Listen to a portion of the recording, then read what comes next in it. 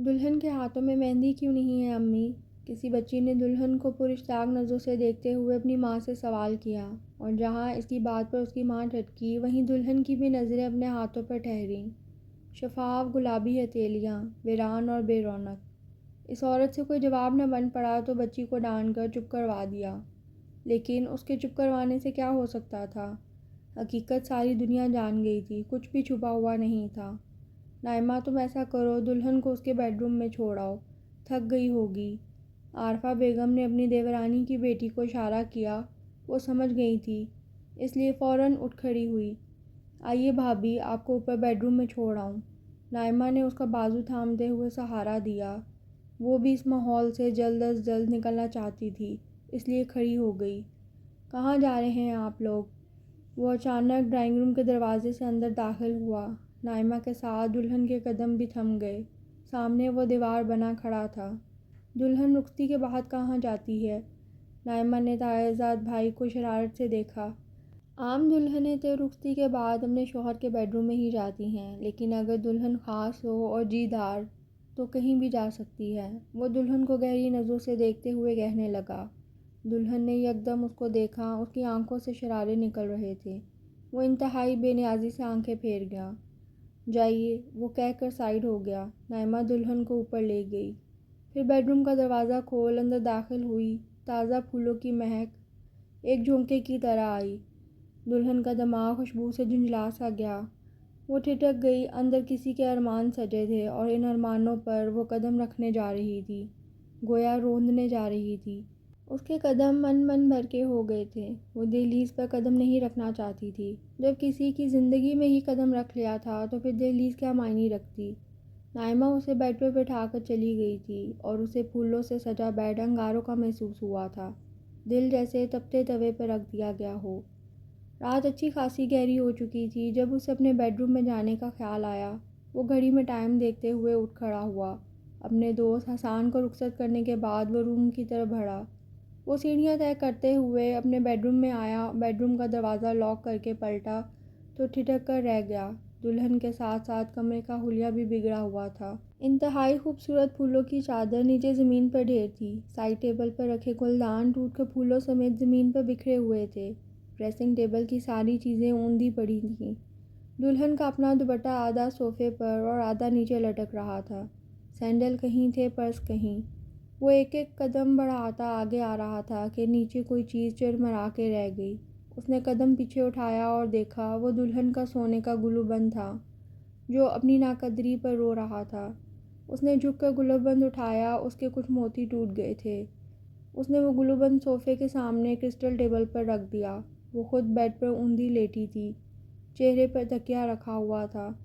مہروز کا پسندیدہ silver colour کا لہنگا پہنا ہوا تھا، مگر دوپٹہ صوفے پر جھول رہا تھا۔ وہ قدم بچا کر بیڈ کے قریب آیا۔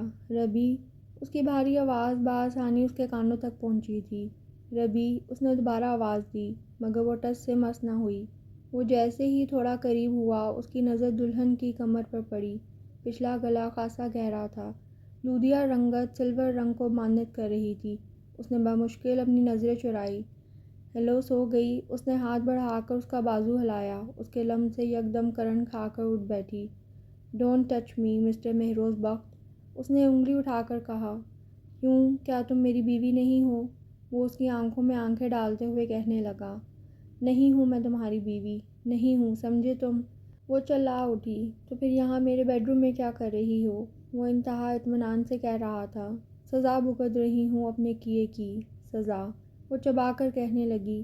مہروز اسے سر تاپا دیکھ کر رہ گیا۔ روئی روئی سرخ آنکھیں، مٹا مٹا سا میک اپ، کندھوں پر بکھرے شولڈر کٹنگ سلکی بال اور بنا دوپٹہ کے اجاگر ہوتی ہوئی رعنائیاں نظر ہٹ نہیں رہی تھی۔ تمہارے لیے سزا ہے، مگر میرے لیے تو اللہ کی عطا کردہ ایک خاص نعمت ہو تم، اس نے گمبھیر لہجے میں کہتے ہوئے اس کے گال کو چھوا۔ وہ اس کے انداز پر بھڑک اٹھی۔ کہا نا، مجھے ہاتھ مت لگانا، ہاتھ پیچھے ہٹاؤ، اس نے سخت لہجے میں کہا۔ مہروز کے ہاتھ اس کی کمر کو چھو رہے تھے۔ اسے ایسا لگا جیسے اس کے جسم پر بچھو رینگ رہے ہوں۔ اتنا صبر نہیں ہے مجھ میں کہ آج کی رات پیچھے ہٹ جاؤں، بلکہ جو کل کی رات گزاری تھی وہ بھی خدا جانتا ہے۔ اس نے کہتے ہوئے اسے زور سے بیچ لیا تھا۔ میں کہہ رہی ہوں مجھے ہاتھ مت لگاؤ، وہ پھنکار کر کہتی ہوئی اس پر جھپٹ پڑی۔ وہ اسے اپنے ناخنوں سے نوچنے کی کوشش کر رہی تھی اور وہ اپنے بچاؤ کے لیے اس کے ہاتھ روک رہا تھا، لیکن جیسے ہی ربی کے ناخنوں نے اس کی گردن پہ خراش ڈالی، وہ اپنا غصہ کنٹرول نہیں کر سکا اور یک دم اس کا ہاتھ اٹھ گیا۔ وہ اس کے بھاری ہاتھ سے تھپڑ کھا کر پیچھے کی طرف بیڈ پر گری۔ بس بہت ہو گیا تمہارا تماشا، ہر چیز کی حد ہوتی ہے، اپنی حد میں رہنا سیکھو۔ وہ پہلی بار یوں غصے سے دھاڑا۔ تم مجھے حد بتا رہے ہو؟ حد تو تم نے پار کی ہے۔ وہ تھپڑ کی تکلیف بھول کر پھر سیدھی کھڑی ہوئی۔ مجھے حد پار کرنے کا راستہ تم نے دکھایا تھا، وہ زور دے کر بولا۔ میں نے تو ایک شرارت کی تھی، وہ روحان سی ہوئی، لیکن میں نے کوئی شرارت نہیں کی، میں کل بھی سنجیدہ تھا، آج بھی ہوں۔ تم کسی بھی کورٹ میں چلی جاؤ، میرا قصور کہیں بھی ثابت نہیں ہوگا۔ اس نے چبا کر کہا، تم اتنے بے قصور بھی نہیں ہو۔ وہ چیخی، میں اتنا قصوروار بھی نہیں ہوں۔ اس نے کاندھے اٹکائے، تم پچھتاؤ گے اپنے فیصلے پر۔ فی الحال تو پچھتانے کا وقت تمہارا ہے۔ وہ پھر پرسکون ہو چکا تھا۔ سید مہروز بخت، تم نے خسارے کا سودا کیا ہے۔ تمہیں کیا پتا، سب سے زیادہ فائدہ مجھے ہی حاصل ہوا ہے تمہاری صورت میں۔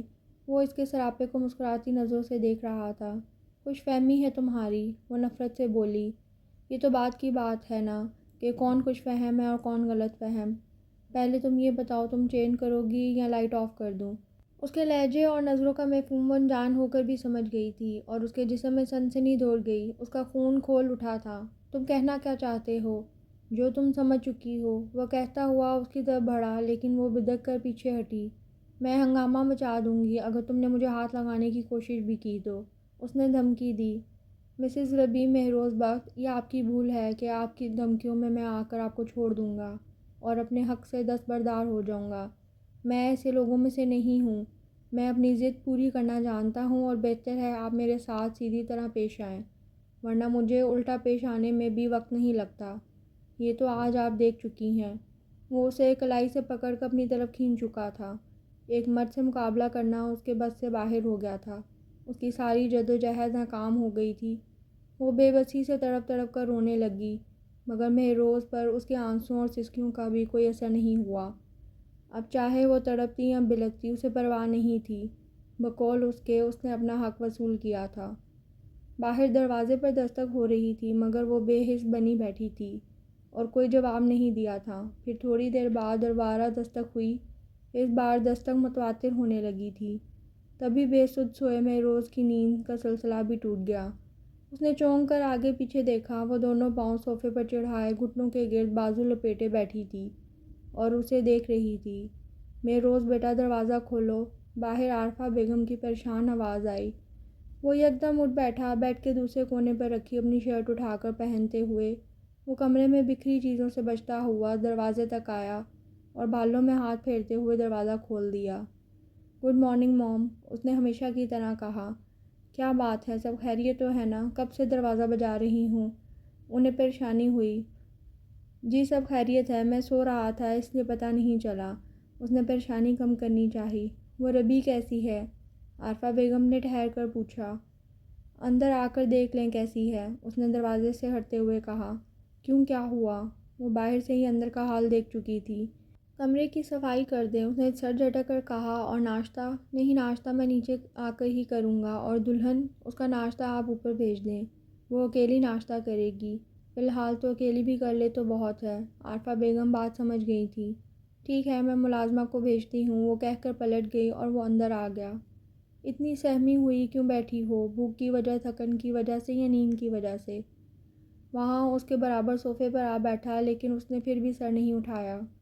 اوکے یار، نام بولو، تمہاری مرضی، آج کا دن تمہارا ہے، وہ کہتا ہوا اس کے بالوں کو چھیڑتا اٹھ کھڑا ہوا اور واش روم چلا گیا۔ ملازمہ کمرے میں آ کر صفائی کرنے لگی اور اندر ہی اندر حیران ہو رہی تھی۔ بیگم صاحبہ، بیڈ پر بیٹھ جائیں، میں صوفے بھی صاف کر دیتی ہوں۔ صوفے پر پھولوں کی پتیاں بکھری ہیں، اس کا پارا ہائی ہو گیا، دفع ہو جاؤ یہاں سے، میں آگ لگا کر جلا دوں گی سب کچھ۔ وہ ملازمہ پر چلانے لگی۔ اتنے میں واش روم سے باہر نکلا۔ تم جاؤ، یہ کام بعد میں کر لینا، اس نے ملازمہ کو نرمی سے جانے کا کہا۔ وہ سر ہلا کر چلی گئی، البتہ وہ باقی ساری صفائی کر چکی تھی۔ پاگل ہو گئی ہو؟ ہاں میں پاگل ہوں، تم نے مجھے پاگل کر دیا، وہ کاٹ کھانے کو دوڑی۔ بس صرف 2 دن میں ہی؟ اس نے اسے چھیڑتے ہوئے کہا، اور وہ بے بسی کے اس مقام پر آ گئی تھی کہ اس بار آنسو آ رہے تھے۔ تم نے مجھے میرے اپنوں سے دور کر دیا مہروز بخت، تم نے مجھے سب کی نظروں میں گرا دیا، کہیں کا نہیں چھوڑا۔ وہ روتے ہوئے کہہ رہی تھی، مجھے اپنی طرف مائل تم نے کیا تھا، کیوں مجھے اپنی جھلک دکھائی، کیوں راغب کیا مجھے؟ وہ اسے دو کاندھوں سے پکڑے جھنجھوڑتے ہوئے بولا، مجھے کیا پتا تھا تم اتنے کمزور نیت ہو، کوئی زبان ہی نہیں۔ مرد کی نیت کمزور نہیں ہوتی، اسے عورت کمزور بناتی ہے، تمہاری طرح جھلک دکھا کر، ادا دکھا کر۔ تم نے اگر اس رات وہ سب نہ کیا ہوتا تو تمہاری جگہ کوئی اور ہوتی اور مہروز بخت کی بیوی بننے پر فخر کر رہی ہوتی۔ جو کیا اسے چپ چاپ بھگتو، اپنی غلطی کا الزام میرے سر مت ڈالو۔ تمہارے اس واویلے سے کچھ نہیں ہوگا، غلطی کر بھی نہ ماننا ایک اور غلطی ہے تمہاری۔ وہ جھٹکے سے اسے چھوڑ کر پیچھے ہٹا۔ میں اگر اپنی غلطی بھگتوں تو تمہیں بھی اپنی غلطی کی سزا بھگتنی ہوگی، وہ چیخی۔ میں تمہاری سزاؤں کے لیے تیار ہوں، جی جان سے۔ وہ شیشے کے سامنے کھڑا بال رگڑنے لگا اور وہ نفرت سے رخ موڑ گئی۔ ملازمہ اس کا ناشتہ بھی لے آئی تھی مگر اس نے واپس بھیج دیا۔ وہ پچھلے 1 گھنٹے سے مسلسل اپنی موم کا نمبر ڈائل کر رہی تھی مگر مسلسل آف جا رہا تھا، اور پریشانی کی بات یہ تھی کہ موم کے ساتھ ڈیڈ کا بھی نمبر آف تھا۔ تنگ آ کر لینڈ لائن نمبر پر ڈائل کیا۔ ہیلو، کال ریسیو کرنے والی ملازمہ تھی۔ رضیہ، میں ربی بات کر رہی ہوں، موم سے کہو میں بات کرنا چاہتی ہوں، اس نے بے قراری سے کہا۔ سوری بی بی جی، بیگم صاحبہ نے کہا ہے وہ آپ سے بات نہیں کرنا چاہتی، ملازمہ نے کہا۔ لیکن رضیہ تم ان سے کہو میں صرف ایک بار۔ اس نے کچھ کہنا چاہا مگر دوسری طرف سے فون بند کر دیا گیا، اور فون اس کی موم نے بند کیا تھا۔ وہ دور بیٹھی بھی سمجھ گئی تھی۔ کیا بات ہے بیٹا، یہاں کیوں بیٹھی ہو؟ عارفہ بیگم کی نظر لابی میں بیٹھی اپنی بہو پر پڑی۔ خیریت تو ہے، کسی کا فون آیا تھا؟ انہوں نے فون کے قریب بیٹھتے اسے دیکھتے ہوئے کہا۔ نہیں، تو پھر کال کی ہے؟ جی، کس کو؟ اپنے موم ڈیڈ کو۔ اچھا، بات ہوئی ان سے؟ کیا کہتے ہیں؟ عارفہ بیگم کو سن کر خوشی ہوئی۔ کہتے ہیں مجھ سے بات نہیں کرنی انہوں نے بھی مجھے دھتکار دیا۔ عارفہ بیگم کی خوشی ماند پڑ گئی۔ ارے نہیں بیٹا، ایسے نہیں کہتے، وہ تمہارے ماں باپ ہیں، تم سے ناراض نہیں رہ سکتے، یہ سب وقتی غصہ ہے، جب غصہ اتر گیا تو سب سے پہلے تمہارا خیال آئے گا، انہوں نے سر پر ہاتھ پھیرتے ہوئے کہا۔ ڈیڈ کا غصہ وقتی ہو سکتا ہے مگر موم کا نہیں، وہ اپنے بھائی سے کم نہیں ہے۔ لیکن بیٹا تمہارے لیے ان کے دل میں نرم گوشہ ہمیشہ رہے گا۔ اگر نرم گوشہ ہوتا تو وہ کل میری زندگی کے فیصلے پر یوں چپ چاپ رہ کر ماموں کا ساتھ نہ دیتی۔ وہ بدگمان تھی، لیکن بیٹا بات اصول کی اور سچائی کی تھی۔ تمہاری موم الیاس بھائی کا ساتھ نہ دیتی تو وہ لوگ جھوٹے پڑ جاتے۔ ایسی کون سی قیامت آ گئی تھی جہاں نوبت اصول اور سچائی تک چلی گئی؟ ایک ذرا سی بات کو سب نے ایشو بنا دیا، میری ہنسی مذاق کو میرے گلے کا طوق بنا دیا۔ بس بیٹا سب قسمت کی بات ہے، اللہ کی رضا تھی، اللہ کی رضا میں راضی ہونا سیکھو۔ اور اچھا تو آپ اور آپ کے بیٹے نے بھی نہیں کیا، اس کو تو میں کبھی معاف نہیں کروں گی، اس نے مجھے سب کی نظر میں گرا دیا، نفرت ہے مجھے اس سے اور خود سے، کہہ کر وہ کھڑی ہو گئی۔ اندر بیوٹیشن تمہارا انتظار کر رہی ہے۔ بیوٹیشن؟ آج شام تمہاری شادی کی ریسیپشن ہے نا، میں نہیں جاؤں گی، نہ تیار ہو رہی۔ نہیں بیٹا ایسا نہیں کرو، ایک غلطی تم سے پہلے ہوئی، ایک اب کر رہی ہو۔ کل ہزاروں لوگوں نے باتیں کی، سرگوشیاں کیں، لیکن جیسے تیسے گزر گیا۔ تم پھر چاہتی ہو لوگ باتیں بنائیں، تمہاری غیر موجودگی پر سرگوشی کریں؟ عارفہ بیگم کہہ کر چلی گئی تھیں۔ وہ کتنی ہی دیر سوچتی، پھر قدم ہلے تو کمرے کی طرف جہاں بیوٹیشن اس کا انتظار کر رہی تھی۔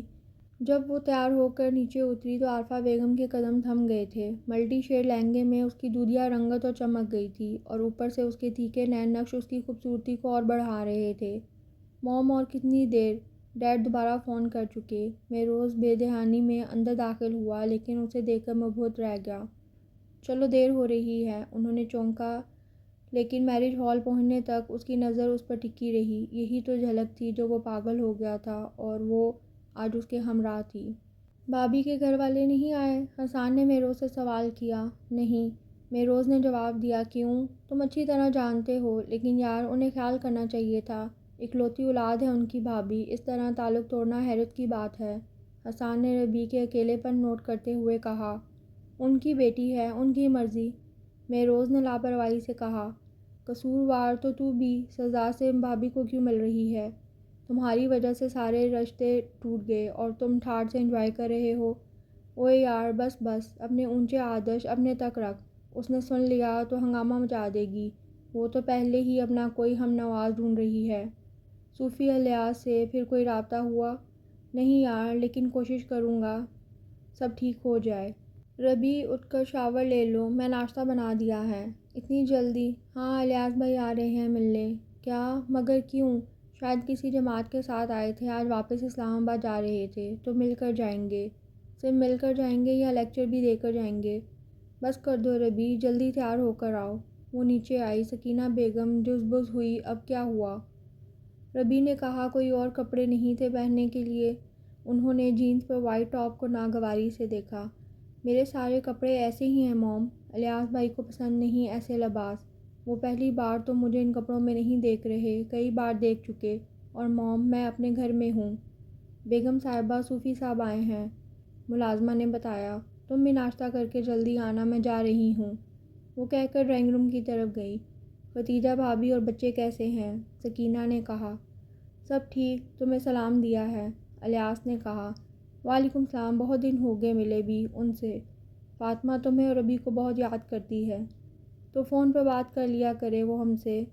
نہیں سکینہ، فون کے رابطوں کو میں ٹھیک نہیں سمجھتا، تو ہم کر لیا کریں گے۔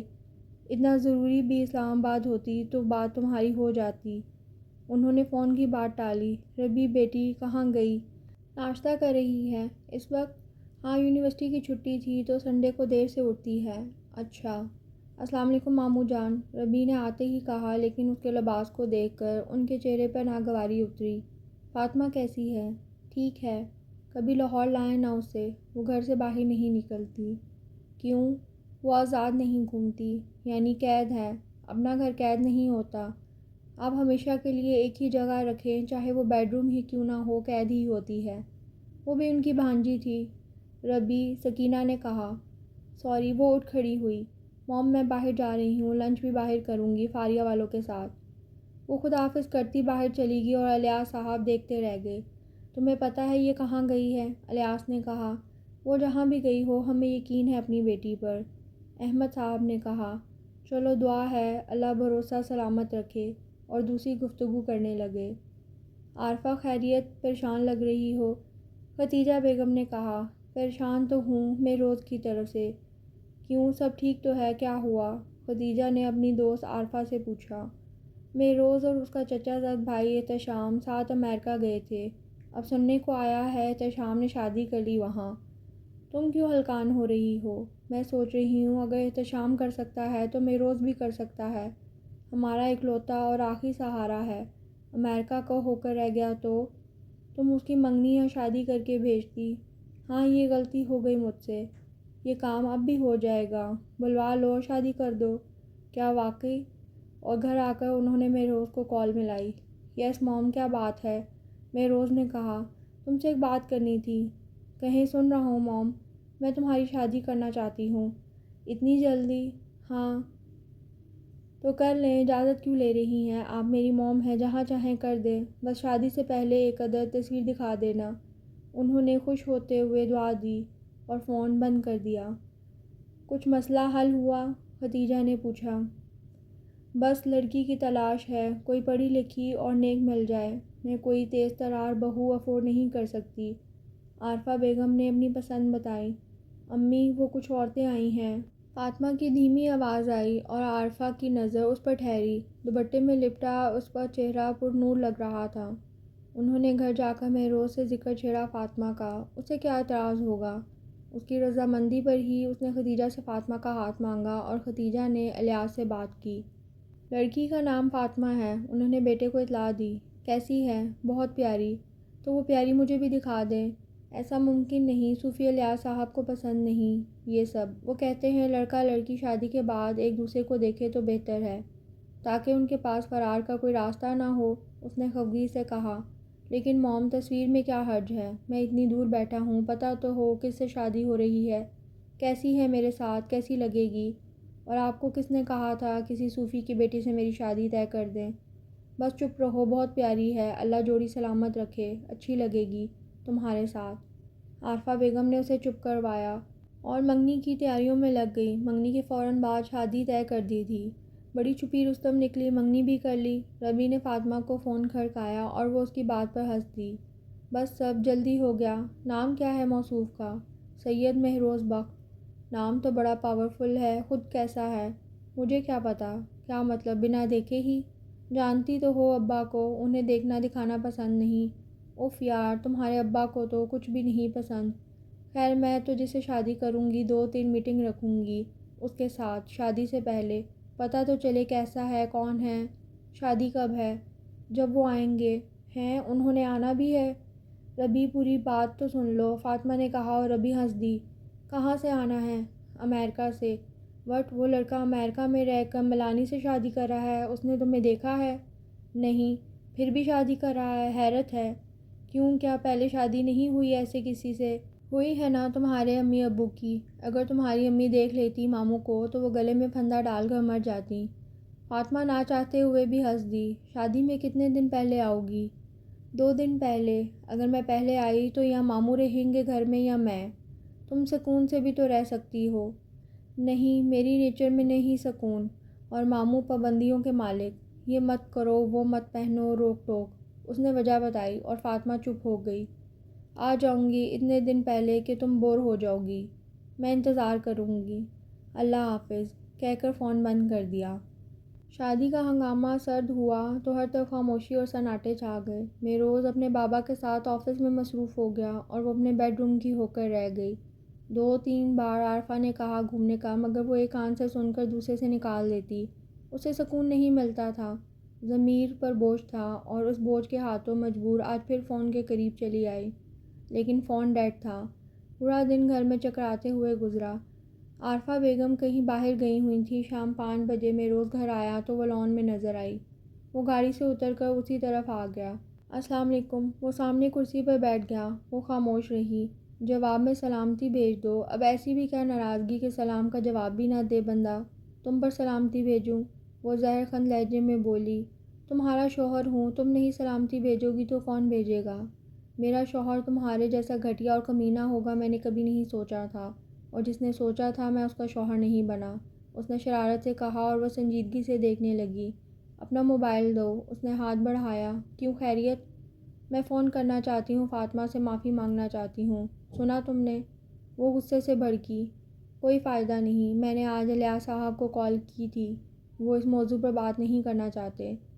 لیکن میں فاطمہ سے بات کرنا چاہتی ہوں، ان سے نہیں۔ مہروز نے سیل اسے دے دیا۔ وہ فون لے کر کمرے میں آ گئی اور صوفی الیاس کے گھر کا نمبر ڈائل کیا۔ ہیلو، السلام علیکم۔ دوسری طرف خدیجہ تھی۔ وعلیکم السلام ممانی جان، میں ربی، فاطمہ سے بات کرنی ہے۔ دوسری طرف سے یکدم فون کاٹ دیا گیا۔ اس کی آنکھوں میں آنسو بھر آئے، اس کی نظر ہاتھ میں پڑے فون پر پڑی۔ یہی وہ منحوس ہے جس کی وجہ سے میری قسمت بدقسمتی میں بدل گئی، اس نے غصے سے کہتے ہوئے پوری طاقت سے فون دیوار پر دے مارا۔ جب وہ اندر آیا تو فون کئی حصوں میں زمین پر پڑا ملا۔ شادی کی تیاریاں شروع ہو گئی تھیں۔ مہروز بھی پاکستان آ گیا تھا۔ فاطمہ کے گھر بھی چہل پہل تھی۔ یہاں کیا ہو رہا ہے؟ فاطمہ کے کمرے سے میوزک کی آواز آئی۔ صوفی صاحب سیڑھی چڑھتے اوپر آئے اور دھڑم سے دروازہ کھول دیا۔ سامنے ڈانس کی پریکٹس چل رہی تھی، جن میں ان کی تینوں بیٹیاں اور ربی شامل تھی۔ وہ ابا جان، فاطمہ سے چھوٹی رقیہ سے کچھ بولا بھی نہ گیا۔ بے شرم، بے حیا، ذرا شرم نہیں آئی بیہودہ حرکت کرتے ہوئے؟ انہوں نے اپنی تینوں بیٹیوں کو تھپڑ جڑ دیے۔ وہ ماموں، کل مہندی کا فنکشن۔ ربی نے کچھ بولنا چاہا۔ خبردار لڑکی، تم تو چپ ہی رہو۔ انہوں نے ربی کو چپ کروایا۔ یہ ڈیک کہاں سے آیا؟ میں لائی ہوں ماموں۔ جہاں سے لائی ہو وہیں پھینک کر آؤ، ہمارے گھر میں جگہ نہیں ایسی چیزوں کی۔ وہ حکم دے کر نکل گئے۔ وہ تینوں آنسو لیے بیٹھ گئیں۔ سوری یار، یہ سب میری وجہ سے ہوا ہے۔ ربی کو افسوس ہوا۔ اس میں تمہاری غلطی نہیں، ہمارا گھر ہی ایسا ہے۔ فاطمہ شکر ادا کرے، فاطمہ جو اس گھر سے جا رہی ہے۔ ہمیں پتہ نہیں کتنی اور سزا کاٹنی ہے۔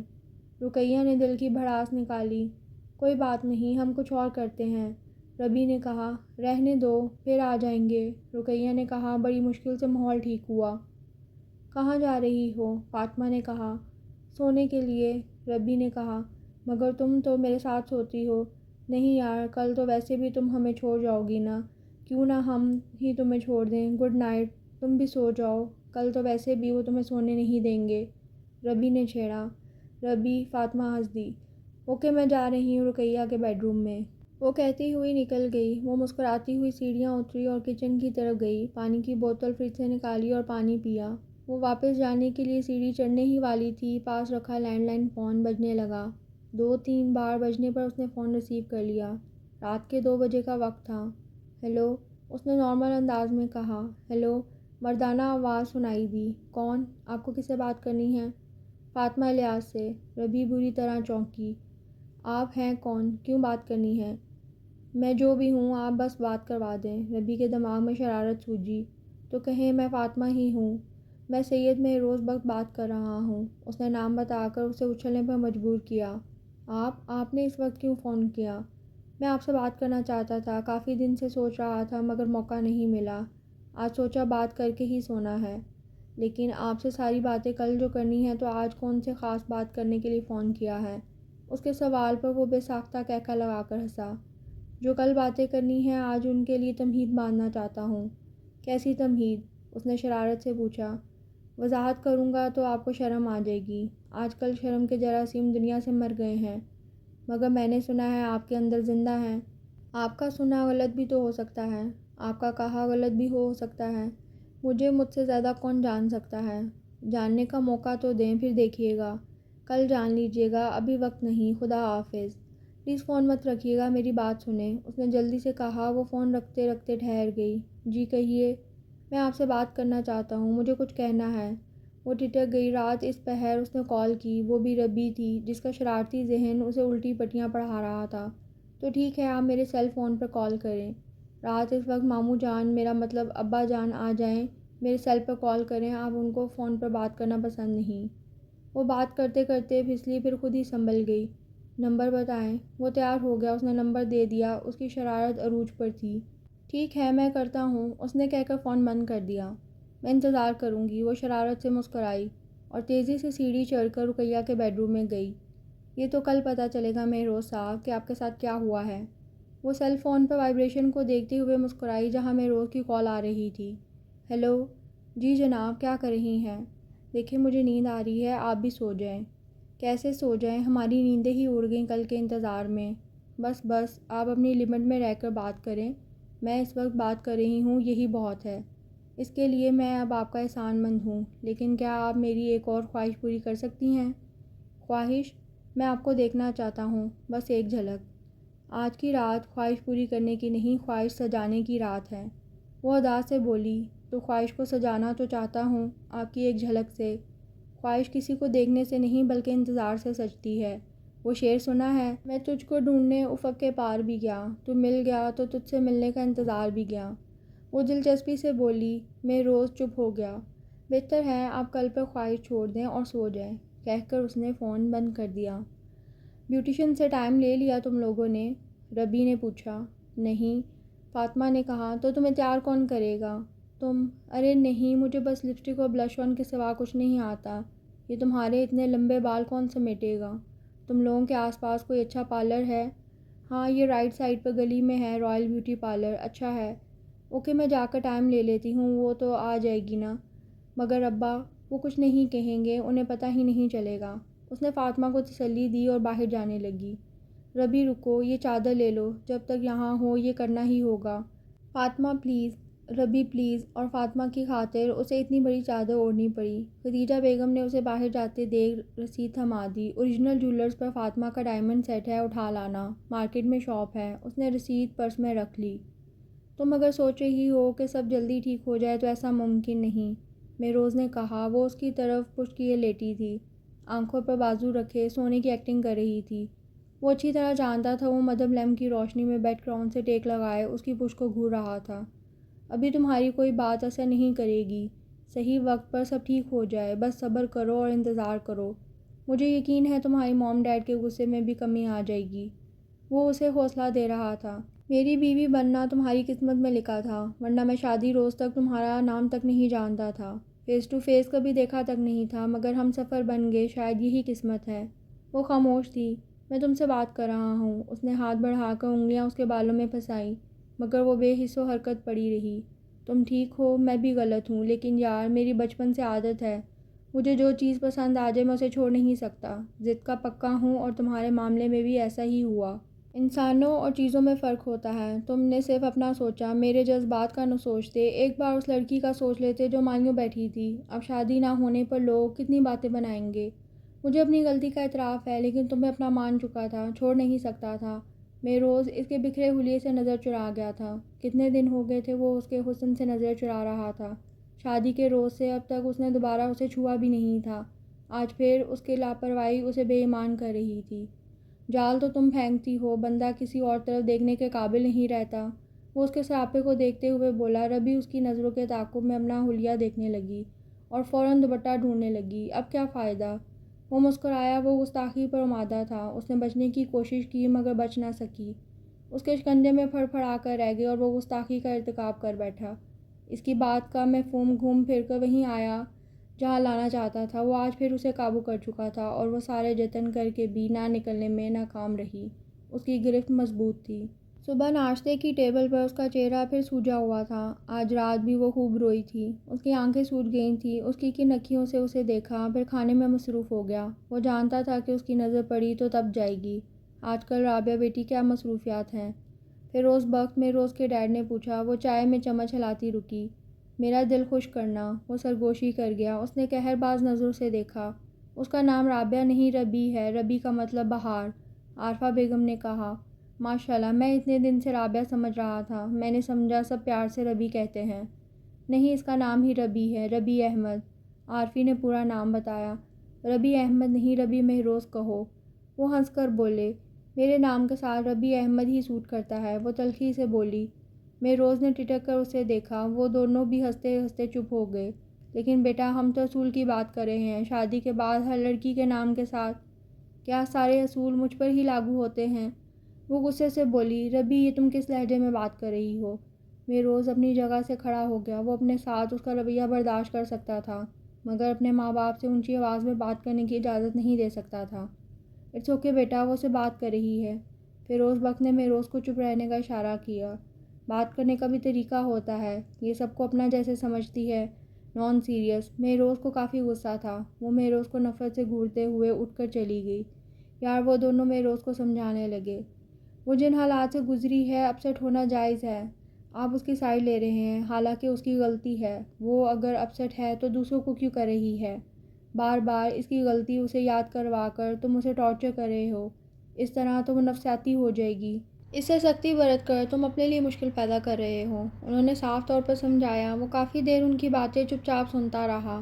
جب وہ پریشان ہوگی، انہوں نے کہا۔ سوری، میں آفس کے لیے لیٹ ہو رہا ہوں، یہ چوچلے پھر کبھی ہو جائیں گے۔ وہ بریف کیس اٹھائے باہر نکل گیا۔ وہ دونوں بھی چپ ہو گئے۔ وہ واش روم سے شاور لے کر نکلی تو اس کی نظر بیڈ پر رکھے ڈبے پر گئی۔ اس نے ڈبہ اٹھا لیا۔ وہ موبائل سیٹ تھا، نیو ڈبہ پیک۔ اس پر لکھا تھا مسز ربی مہروز۔ اس نے ملازمہ کو پکارا۔ جی بیگم صاحبہ، یہ کس نے بھیجا ہے؟ چھوٹے صاحب نے، آفس سے ڈرائیور آیا تھا دینے۔ آپ نہا رہی تھی، میں نے بیڈ پر رکھ دیا۔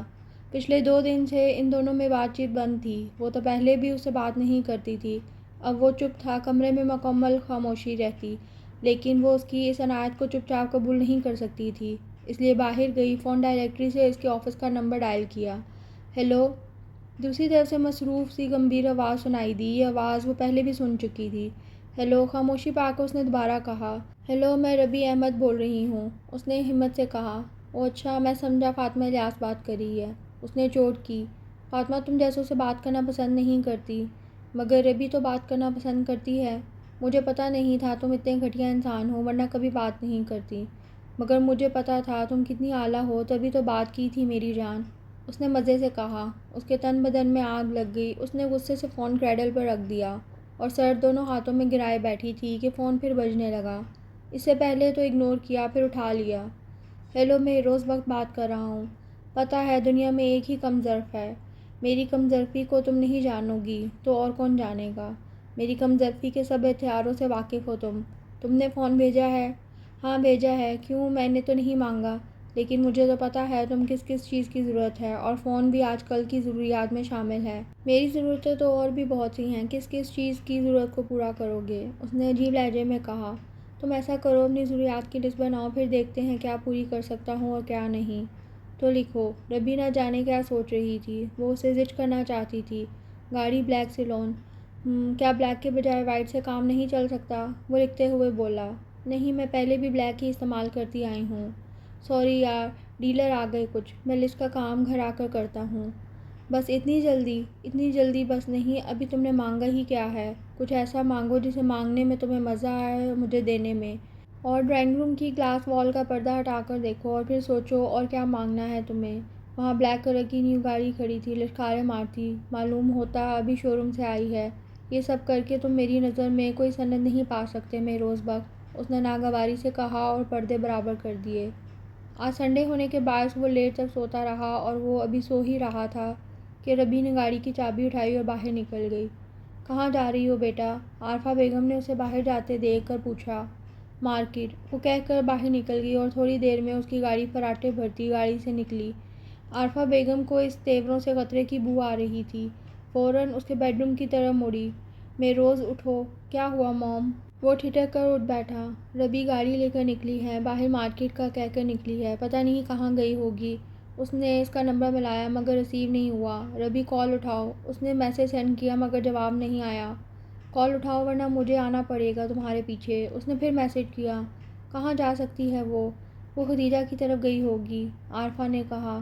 وہ اس کے پیچھے گیا اور عارفہ بیگم پریشان انتظار کرنے لگی۔ ہم کہاں جا رہے ہیں؟ حسان نے کہا۔ مارکیٹ شاپنگ کرنے۔ مہروز نے کہا۔ کیا شاپنگ رہ گئی جناب کی؟ تمہاری ہونے والی بھابھی کے لیے گفٹ لینا ہے۔ اچھا میں بھی کہوں، ایسی کون سی شاپنگ رہ گئی؟ حسان نے کہا۔ یہی تو خاص شاپنگ ہے، مہروز نے شرارت سے کہا۔ چل تو جا کر گفٹ خرید، میں تب تک ٹیلر سے ہو کر آتا ہوں، کرتا دیا تھا میں نے۔ حسان کہہ کر گاڑی سے نکل گیا اور مہروز دوسری طرف چل دیا۔ اس کا رخ اوریجنل جولرز کی طرف تھا، وہ فاطمہ کے لیے لاکٹ یا انگوٹھی لینا چاہتا تھا۔ کیا آپ کے پاس ہر قسم کا اسٹون ہے؟ یس سر، آپ کو کون سا چاہیے؟ شاپ کیپر نے پوچھا۔ کون سا چاہیے؟ فاطمہ کا پسندیدہ کون سا ہوگا؟ ایک منٹ بتاتا ہوں۔ اس نے سیل نکال کر فاطمہ کا کل والا نمبر ڈائل کیا۔ جیسے ہی نمبر ڈائل کیا، شاپ سے ہلکی مدھم آواز آنے لگی، لیکن اس نے دھیان نہیں دیا تھا کہ تھوڑے فاصلے پر کھڑی لڑکی کا سیل بج رہا تھا۔ کال ڈسکنیکٹ ہوئی۔ اس نے پھر نمبر ڈائل کیا، اس بار اس نے کال اٹھا لی۔ جی مہرو صاحب، کیا ہے؟ کیسی بے چینی لگی ہوئی ہے آپ کو؟ وہ آہستگی سے بولی۔ دیکھیں فاطمہ، میں آپ کے لیے رنگ پسند کر رہا تھا تو پوچھنا چاہتا تھا کون سا نگ اچھا لگے گا، ڈائمنڈ، نیلم، زمرد یا کوئی اور؟ نیلم، اس نے مختصر کہا۔ ڈائمنڈ کیوں نہیں؟ ڈائمنڈ میں خود لے رہی ہوں۔ اوکے تو پھر نیلم۔ جی نیلم، وہ زور دے کر بولی اور مہروز نے چونک کر اس لڑکی کی طرف دیکھا جس کے منہ سے نیلم سنا۔ آپ کہاں ہیں اس وقت؟ اس نے جان بوجھ کر بات بڑھائی۔ شاپنگ سینٹر میں، اس نے ہنس کر کہا اور فون بند کر دیا۔ مہروز حیرانی سے اسے دیکھ رہا تھا جس نے اسٹائلش سے سوٹ پر بڑی سی چادر لی ہوئی تھی، لیکن اسے سنبھالی نہیں جا رہی تھی۔ کبھی پلو سرک جاتا، کبھی کہیں سے چادر ڈھلک جاتی، چہرہ چھپانے کی کوشش بھی ناکام تھی۔ مہروز نے شک مٹانے کے لیے ایک بار پھر نمبر ڈائل کیا اور اسی کا فون بجا۔ وہ ہکا بکا کھڑا تھا، وہ تیزی سے آگے بڑھا، اس سے پہلے کچھ کہتا لڑکی کی چادر کا کونا دروازے میں اٹکا۔ اس کی چادر ایک بار پھر ڈھلک گئی۔ اس نے جلدی سے تصویر بنا لی۔ کیا چیز پسند کر کے گئی ہیں؟ اس نے سیلز مین سے پوچھا۔ جی ڈائمنڈ لاکٹ تھا، فاطمہ خود ڈائمنڈ لے رہی تھی اس لیے مجھے منع کر دیا، وہ اس کا نمبر بار بار ملانے پر مجبور ہو گیا۔ اس نے ایک بار پھر ملایا نمبر۔ جی کہیے، ربی نے مسکرا کر کہا۔ آپ فاطمہ ہی ہیں نا؟ آپ کو کوئی شک ہے؟ اس نے ہنسی دباتے ہوئے پوچھا۔ نہیں ایسے ہی، اس نے کہا۔ اگر شک ہے بھی، کل مٹ جائے گا، سارے بھید کھل جائیں گے، بس کل کا انتظار کریں، ربی نے کہا اور فون بند کر دیا۔ مگر ایک بات سچ تھی، اسے لڑکی ایک جھلک میں ہی بہت پسند آئی تھی۔ کیا قیامت ڈھونڈی ہے، وہ دل ہی دل میں ماں کی پسند کو داد دینے لگا۔ ابھی گھر میں صوفی الیاس کی گاڑی داخل ہوئی تھی، اس لیے گیٹ ابھی کھلا تھا اور ربی کی گاڑی اندر آسانی سے آ گئی۔ بی بی جی، آپ کو گاڑی اندر لانے کی اجازت نہیں، چوکیدار لپک کر اس کی طرف آیا۔ تم نے میرے لیے گیٹ نہیں کھولا، میں خود اندر آئی ہوں، تمہیں پریشان ہونے کی ضرورت نہیں، وہ کہتی اندر چلی گئی۔ فاطمہ، اس نے سامنے صوفے پر کشن کور چڑھاتے فاطمہ کو پکارا۔ ربی، فاطمہ کھڑی ہوئی۔ فاطمہ میں تم سے ملنے آئی ہوں، تم سے بات کرنا چاہتی ہوں، پلیز میرے دل پر رکھا بوجھ ہلکا کر دو، ربی روحان سی کہتی فاطمہ کے قریب آئی۔ میں تم سے کوئی بات نہیں کرنا چاہتی۔ فاطمہ رخ موڑ گئی۔ پلیز فاطمہ، میں نے کچھ بھی جان بوجھ کر نہیں کیا، بس ایک مذاق کیا تھا، ایک شرارت کی تھی، باخدا میری اس میں کوئی پلاننگ نہیں تھی، میں ایسا کرنے کا سوچ بھی نہیں سکتی، نہ جانے کیسے مجھ سے غلطی ہو گئی، میری غلطی معاف کر دو فاطمہ پلیز۔ میں تمہاری وہی ربی ہوں جس کی آواز سن کر ہی تم خوش ہو جاتی تھی، جس سے گھنٹوں باتیں کر کے بھی بور نہیں ہوتی تھی۔ آج میری غلطی پر منہ مت موڑو، میں معافی کی درخواست گزار ہوں، میں بہت بری ہوں مگر تم تو اچھی ہو۔ ربی کہتے کہتے رو پڑی۔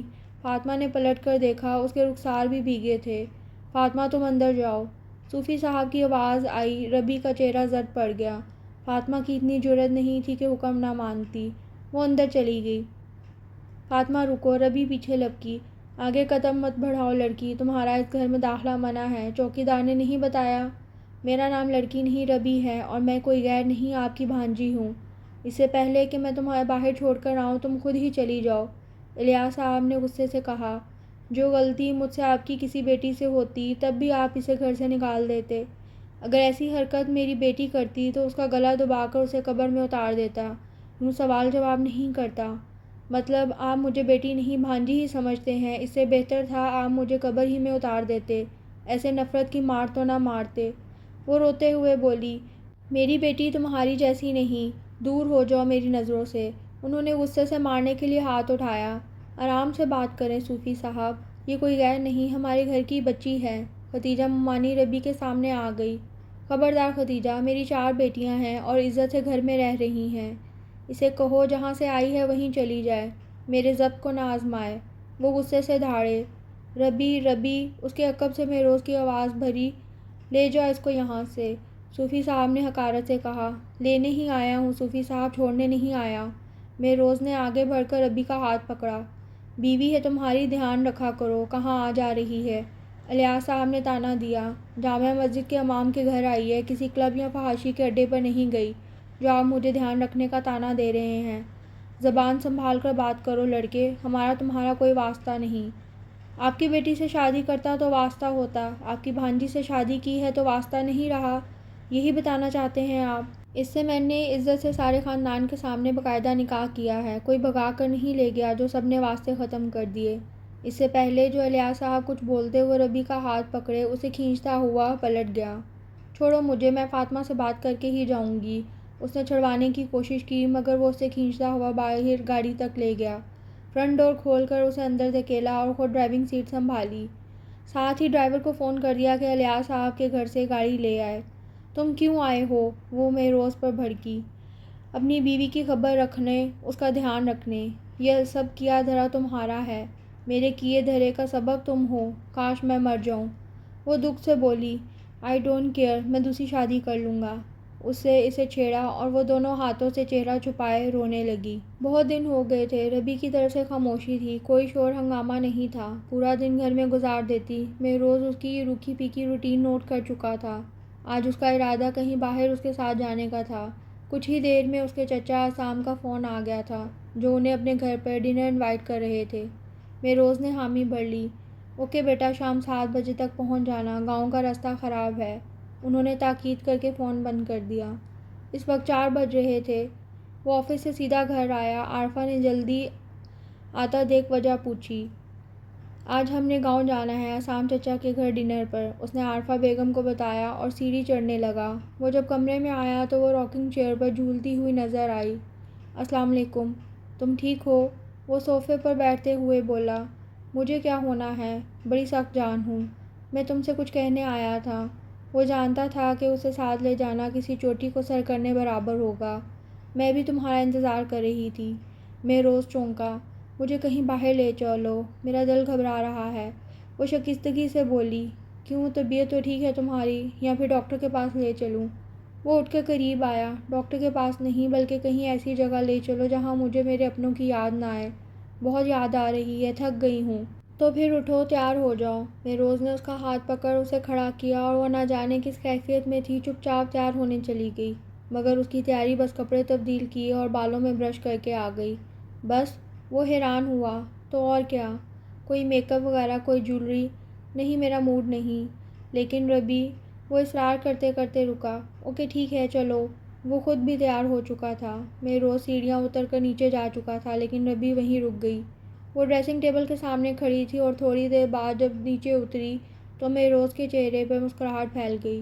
وہ بلیک کمبینیشن کی لانگ شرٹ اور پاجامہ پہنے، میچنگ کی جیولری اور لپسٹک لگائے بہت خوبصورت لگ رہی تھی۔ تھینک یو، وہ گاڑی میں بیٹھتے ہوئے کہنے لگا۔ میں دیکھنا چاہتی ہوں تمہارا کہا مان کر کیسا فیل کرتی ہوں۔ تو کیسا فیل ہوا؟ سچ پوچھو تو کچھ بھی نہیں کر رہی اس وقت، بلکہ بہت دن ہو گئے فیل کرنا چھوڑ دیا۔ مجھے ایسا لگتا ہے میرا دل بند ہو گیا ہے، عجیب بے حسی آ گئی۔ ورنہ خود سوچو، کبھی تمہارے کہنے پہ یوں تیار ہو سکتی ہوں، یا بنا کہے ایسے تمہارے ساتھ کہیں جا سکتی ہوں۔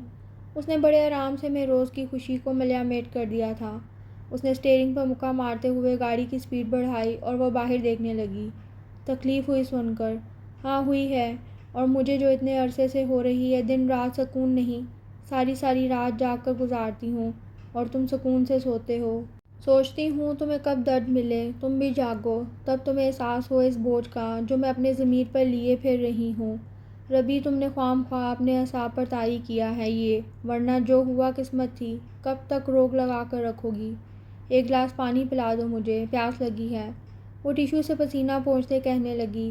وہ پریشانی سے ادھر ادھر دیکھنے لگا، پانی کہاں سے مل سکتا ہے؟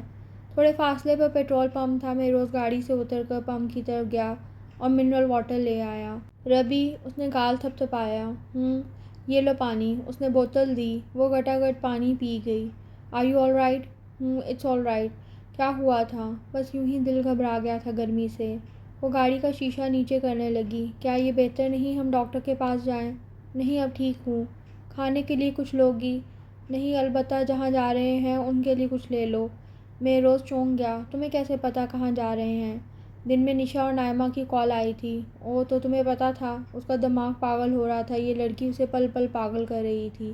بس ایک تمہارا نہیں پتہ تھا، باقی تو سب پتہ ہے، اس نے کہا اور آنکھیں موند لیں۔ گھر میں سب کی ملی جلی آوازیں، بارات آ گئی، بارات آ گئی۔ لڑکیاں پھولوں کی پلیٹ لیے گیٹ پر کھڑی، ان میں ربی بھی شامل تھی۔ چہرے پہ مسکراہٹ لیے مہروز نے پہلا قدم اندر رکھا تو پھول نچھاور کرنے میں پہل اس نے کی۔ وہ وہیں پر رک گیا، اس کے قدم جم گئے۔ یہ لڑکی، آخر ماجرا کیا ہے؟ فاطمہ، اس نے زیر لب کہا۔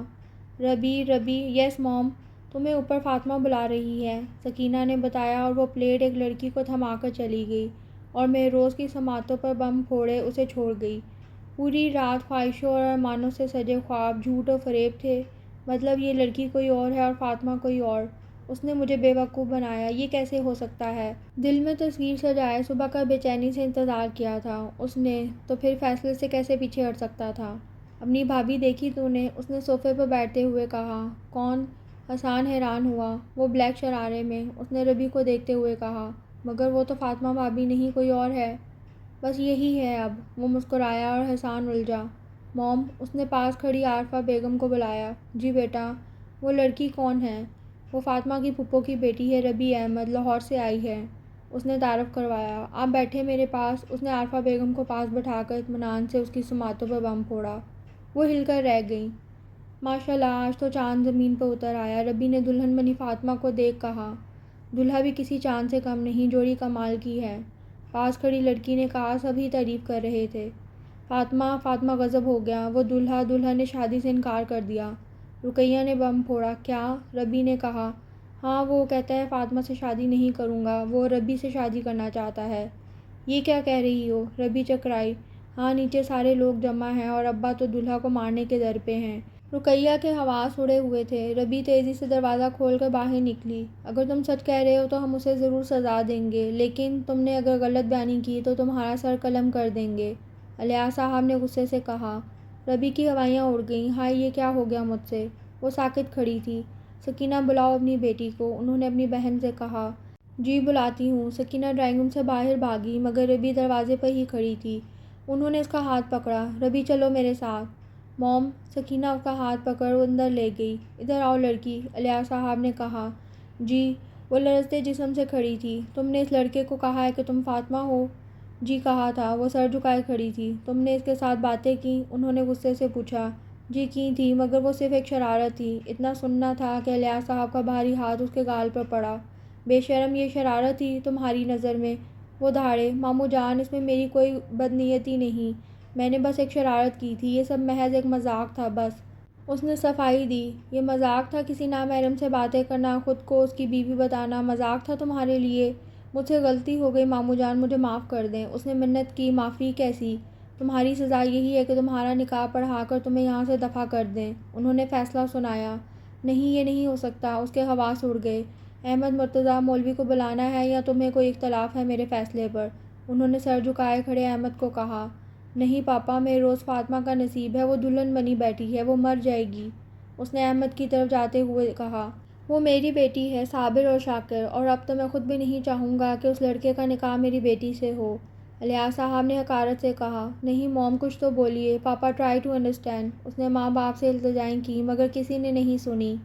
وہ دونوں تو شرم سے زمین میں گرنے کو تھے۔ انہوں نے الیاس صاحب کے فیصلے پر بھی کوئی اعتراض نہیں کیا تھا۔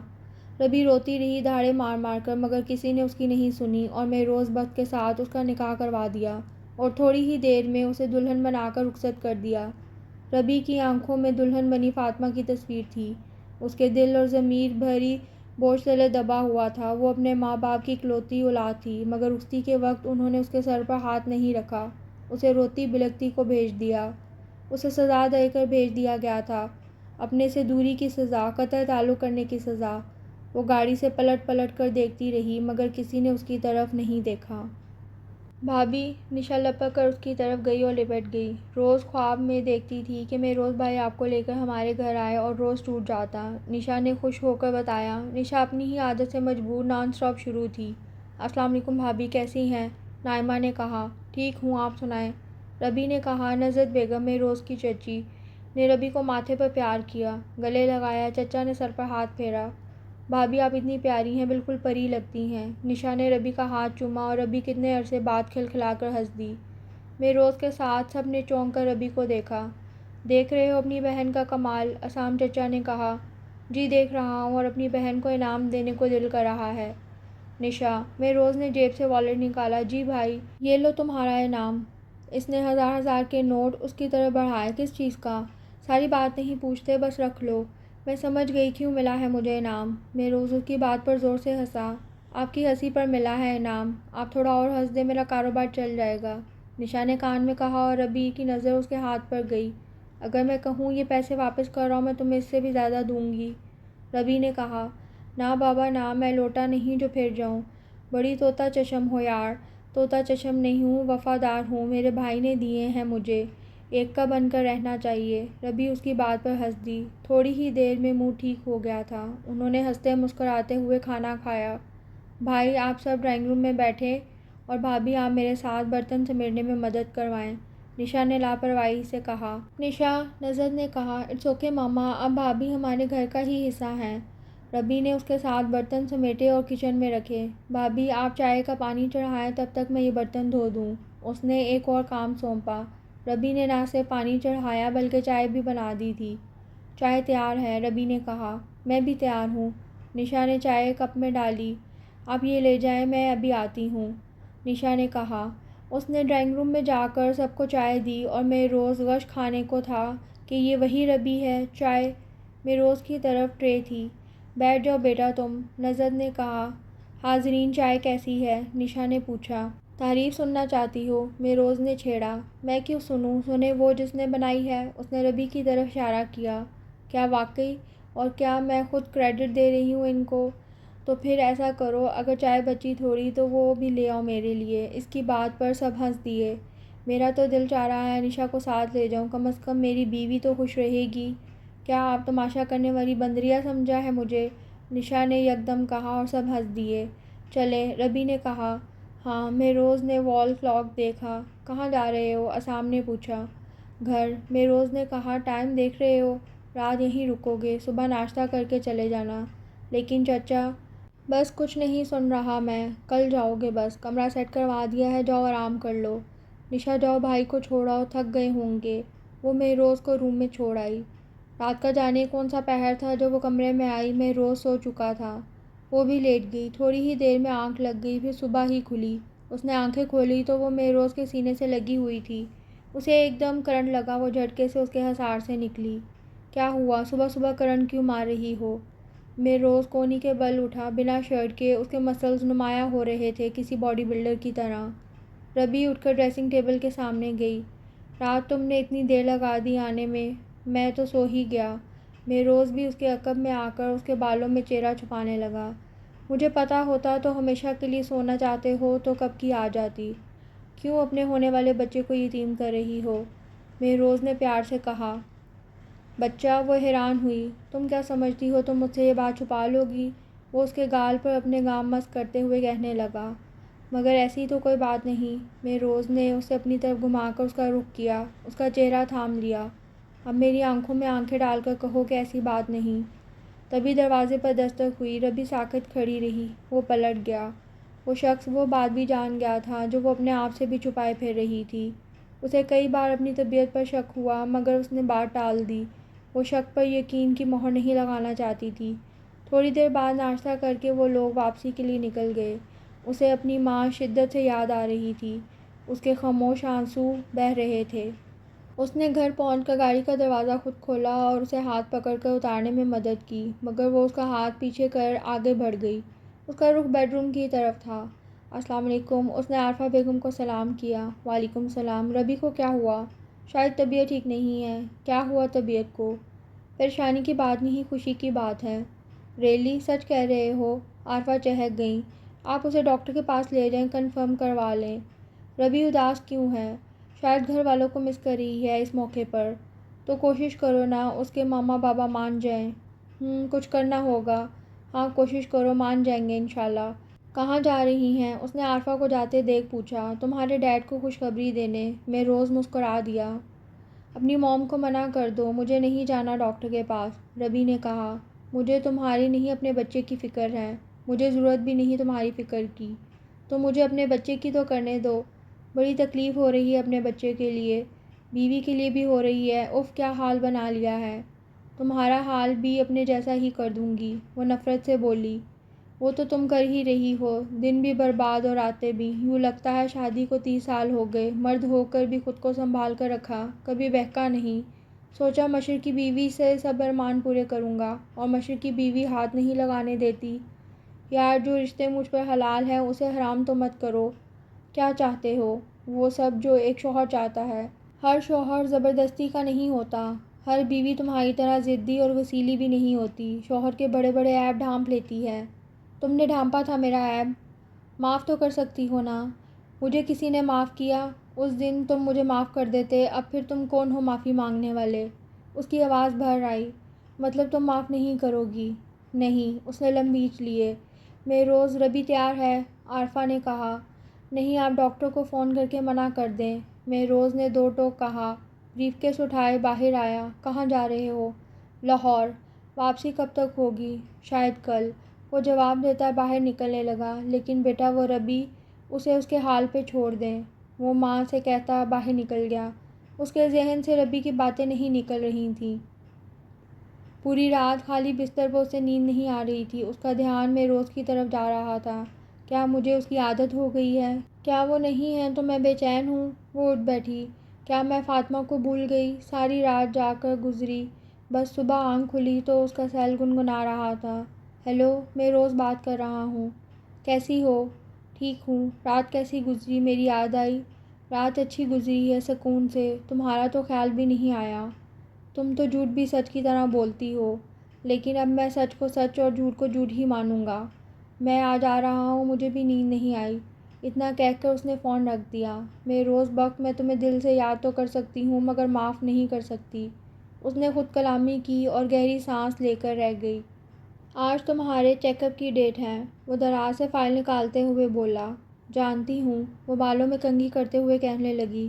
تو پھر چلے، ٹائم ہو گیا۔ وہ اس کے قریب آ کر کھڑا ہو گیا۔ اس نے اٹھ کر اپنے ارد گرد چادر پھیلا لی اور مہروز کے ساتھ باہر نکل گئی۔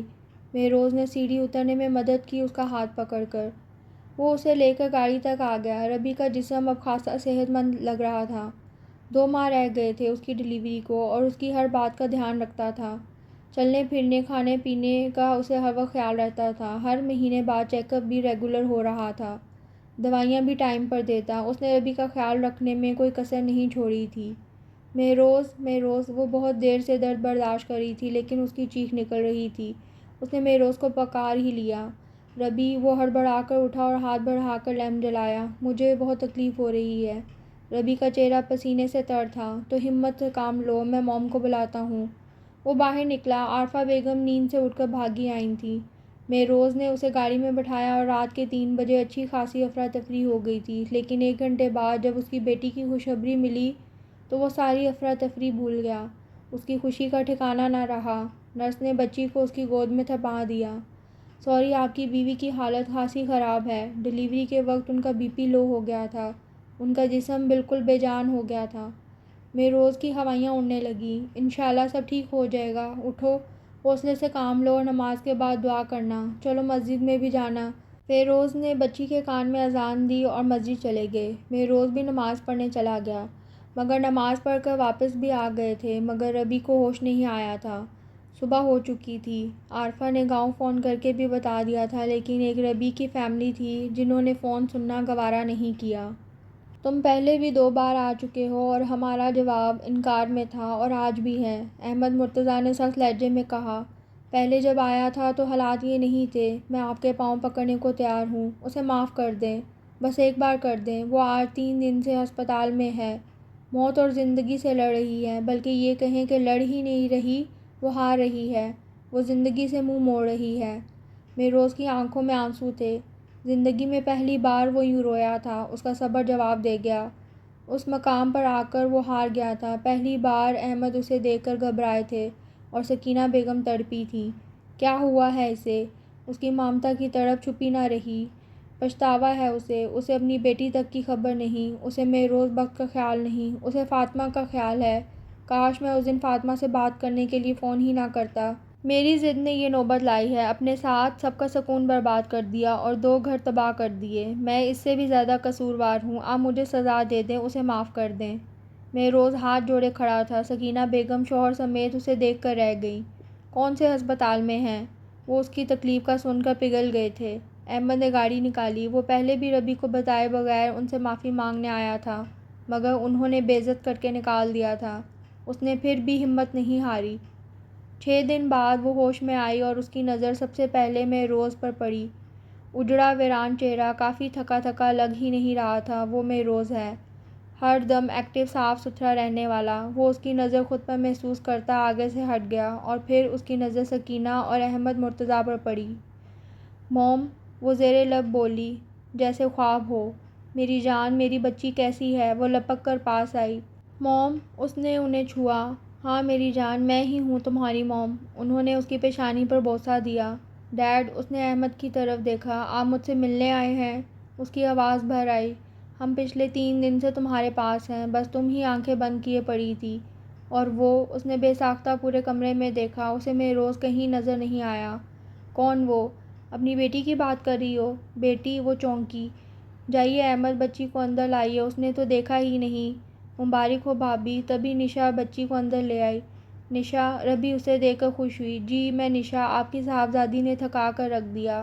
اس نے بچی کو ربی کے پاس لٹا دیا تھا۔ سب کمرے میں آ گئے تھے۔ ارے مہروز کہاں ہے؟ بھابھی کا صدقہ دینے اور شکرانے کے نفل پڑھنے گئے ہیں، نشا نے جواب دیا اور پھر سب ہنسی مذاق کرنے لگے۔ دوسرے دن اسے ڈسچارج کر دیا گیا تھا اور ربی گھر آ گئی تھی۔ بھابھی بچی کا نام کیا رکھنا ہے؟ نشا نے کہا۔ کیوں، تمہیں سمجھ نہیں آ رہا کیا؟